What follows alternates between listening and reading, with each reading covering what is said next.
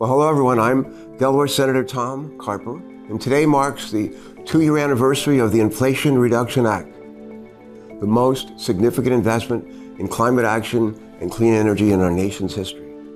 For years, scientists around the world have warned us that time is running out to avoid the most catastrophic impacts of climate change. And we are feeling the effects of the climate crisis every single day. Increasingly powerful storms, worsening droughts, and record-shattering heat waves are threatening our communities and our world. Fortunately, the Inflation Reduction Act is creating a brighter future for our nation and our planet.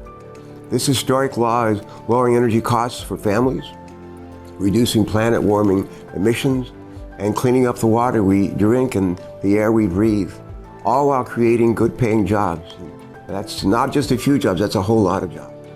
In fact, according to Climate Power, clean energy companies and manufacturers have announced more than 312,000 new good-paying jobs across America since President Biden signed the Inflation Reduction Act into law. And studies project that the Inflation Reduction Act will add nearly 1.5 million jobs to the economy by 2030. That's right, 1.5 million jobs. For comparison, that's more jobs than there are in Maine, in North Dakota, and Alaska combined. As chairman of the Senate Environment and Public Works Committee, I'm especially proud of a number of significant climate and clean air investments that we worked to secure in this law. And that includes the methane emissions reduction program to rein in methane pollution, a super pollutant that's over 80 times more potent than carbon dioxide. And programs like the Greenhouse Gas Reduction Fund, the Solar for All program, and the Climate Pollution Reduction Grant Program are already investing tens of billions of dollars into projects across our nation. These projects will help us address legacy pollution, meet our climate goals, and build America's clean energy future.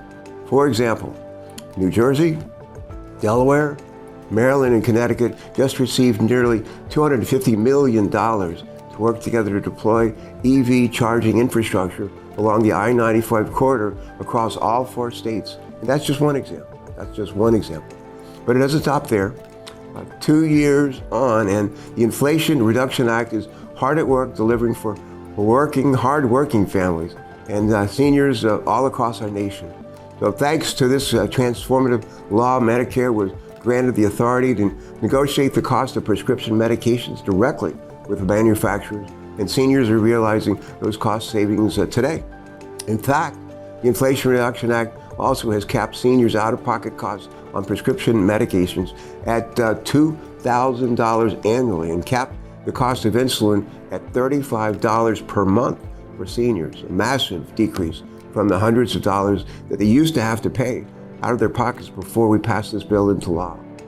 The Inflation Reduction Act has also made critical investments in the IRS to modernize the agency, improve customer service, and ensure that all Americans are paying their fair share in taxes. Recently, the IRS announced that thanks to the resources provided by the Inflation Reduction Act, they have collected more than $1 billion, that's billion with a B, in back taxes from America's wealthiest individuals. In only 2 years, we made historic progress to create hundreds of thousands of good-paying jobs, lower healthcare costs, modernize our government agencies, and protect our one and only planet, thanks in no small part to the Inflation Reduction Act. Let me close with this, if I may. Someday our children and our grandchildren will inherit the earth that we're going to leave behind. I hope we can leave for them a planet to go up on and a planet to go old on. And I believe that the Inflation Reduction Act is going to help make that possible.